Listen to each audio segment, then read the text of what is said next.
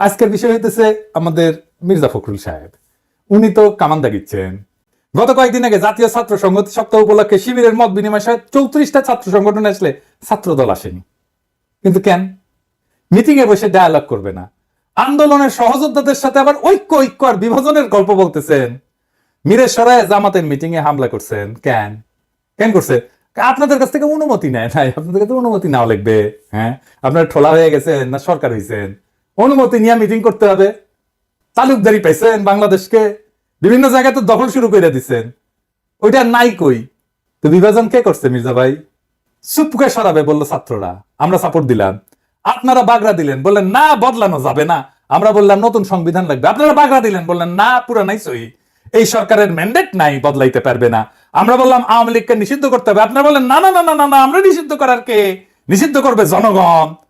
তো আমরা কি জনগণ না? আমরা হরিদাস পাল? আমরা বললাম আওয়ামী লীগকে নির্বাচন আসতে দেওয়া যাবে না। আপনারা প্রফেসর ইউনূসকে যা কয়ে আসলেন, না না না আওয়ামী লীগকে নির্বাচনে আনতে হবে, আসবে, নির্বাচন করবে।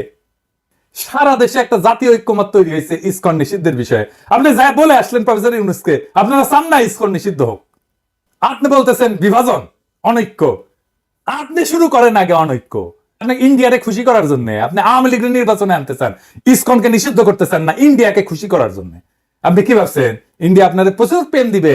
হ্যাঁ, জিয়া রহমানকে কে মারছে? ইন্ডিয়া। বিডিআর আর্মি অফিসারদের কে মারছে? ইন্ডিয়া। আপনাদের এত বছর ক্ষমতার বাইরে রাখছে কে? ইন্ডিয়া। আপনি কি জাতির সাথে মশকরা করতেছেন মির্জা ভাই? আমরা যেটাই বলি সেটাই না। বিভাজন তো আপনি করতেছেন। তার মানে হইতেছে ঐক্য মানে আপনার মত মাইনা নেওয়া, আপনার অনুগামী হওয়া, আপনার দাসত্ব করা, এটা আপনার কাছে ঐক্য।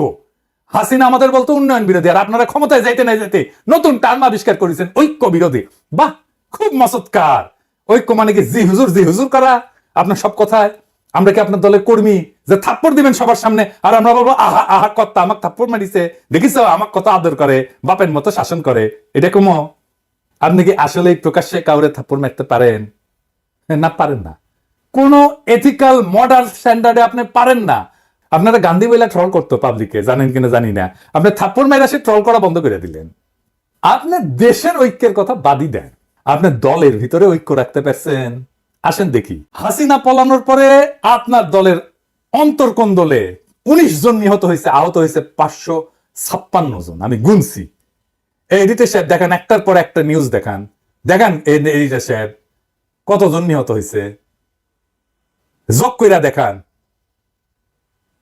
মির্জা ভাই, আপনার নিজ দলের লোক তার সহযোদ্ধারে মারছে, প্রত্যেক 5 দিনে একজন মারা গেছে, প্রত্যেক দিন গড়ে 5 জনের বেশি আহত হয়েছে। আপনার নিজ দলের ঐক্য নয়, আপনি দেশের ঐক্য কেমনে কায়েম করবেন? আমাদের অনেকের জন্য দোষ দিতেছেন। আপনার ঐক্য নিয়ে কথা বলার কোনো বিন্দু মাত্র নৈতিক অধিকার আছে?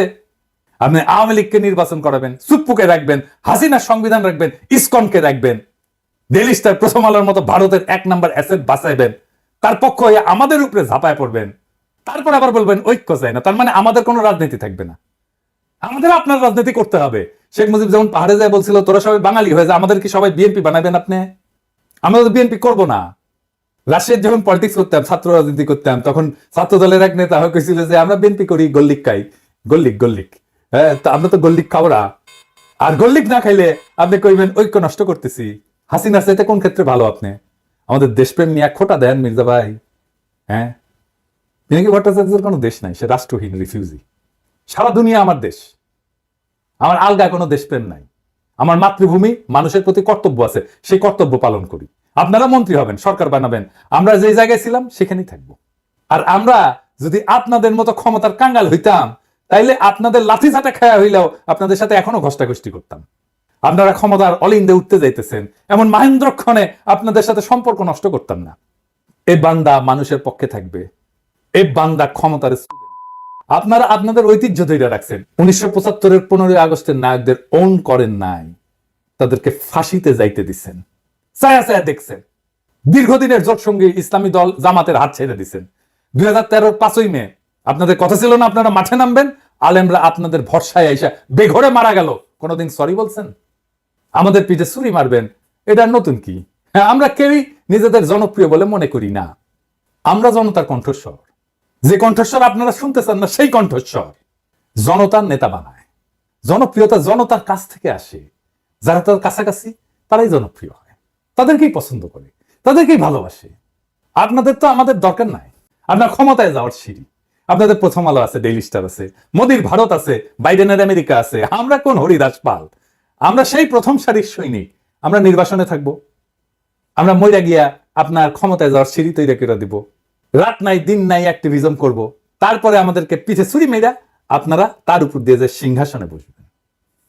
আপনাদের লজ্জা হইলে না নবাবের আমন্ত্রণে যায় লড়াইয়ের সাথীদের বিরুদ্ধে কথা বলতে? নবাব মানে সংবাদপত্র মালিকদের সংগঠন, এর প্রেসিডেন্টকে জানেন? সেই দুর্বৃত্ত ব্যবসায়ী একা আজাদ, এর আমন্ত্রণে যাই এক কথা বলে রাজনৈতিক দলের লোকেরা। নবাবের মিটিং এ তো আপনাদের যা প্রশ্ন করা উচিত ছিল যে ফ্যাসিবাদের সময় অধিকাংশ গণমাধ্যম মালিক খুনি হাসিনা সরকারের পক্ষ নিছে, এই বিষয়ে নবাবের বক্তব্য কি?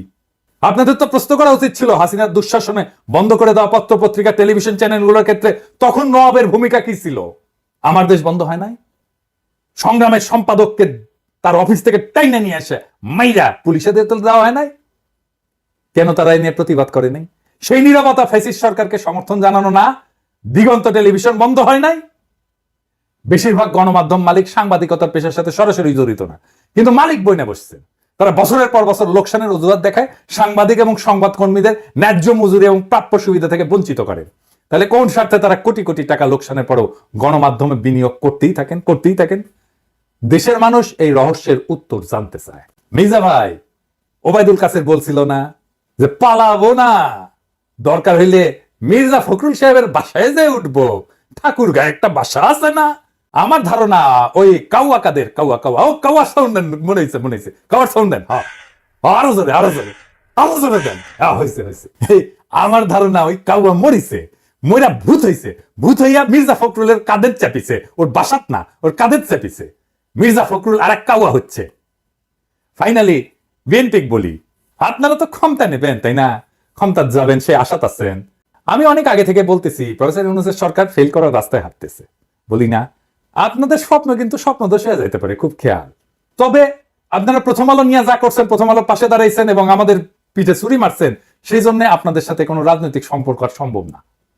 আমি প্রথম আলো ডেইলি স্টারের সাথে যারা লতকালতকি করে তাদেরকে এলাই বা সহযোদ্ধা মনে করি না, তাই গুড লাক। আমার দর্শকদের বলি, ভয় পাবেন না, দেশের সামনে সংকট আছে, কিন্তু আমরা একসাথে পাহাড়ের মতো অটল দাঁড়ায় থাকবো মাতৃভূমির রক্ষায়। ফ্যাসিবাদ কোন রাজনৈতিক দল তাড়ায় নাই, ছাত্র জনতা তাড়াইছে। রাজনৈতিক দল ঈদের পরের আন্দোলন দিয়া আমাদের একের পর এক বছর কাইরা নিছে। এই ছাত্র জনতা দেশকে রক্ষা করবে। রাজনৈতিক দলের কাছে দেশের নিজের ভাগ্যকে আমরা বন্ধক দেব না। নির্ভয়ে থাকেন, জিন্দা থাকতে দেশের কোনো ক্ষতি হইতে দেব না। জিন্দা থাকতে বাংলাদেশে আওয়ামী লীগকে পুনর্বাসিত হইতে দেব না। জিন্দা থাকতে বাংলাদেশে আবারও ভারতীয় আধিপত্য চালাইতে দেব না। জিন্দা থাকতে বিপ্লবকে ব্যর্থ হইতে দেব না। জিন্দা না থাকলে কোটি কোটি পিনাকি, কোটি কোটি ইলিয়াসেরা জন্ম নেবে, কোটি কোটি আপনাদের মতো বীরেরা জন্ম নেবে। এই দেশে শুধু ভীরুরাই জন্মায় না, বীরেরাও জন্মায়। ভয় পাইবেন না, আখেরে আমরা বিজয়ী হব। ইনকিলাব জিন্দাবাদ।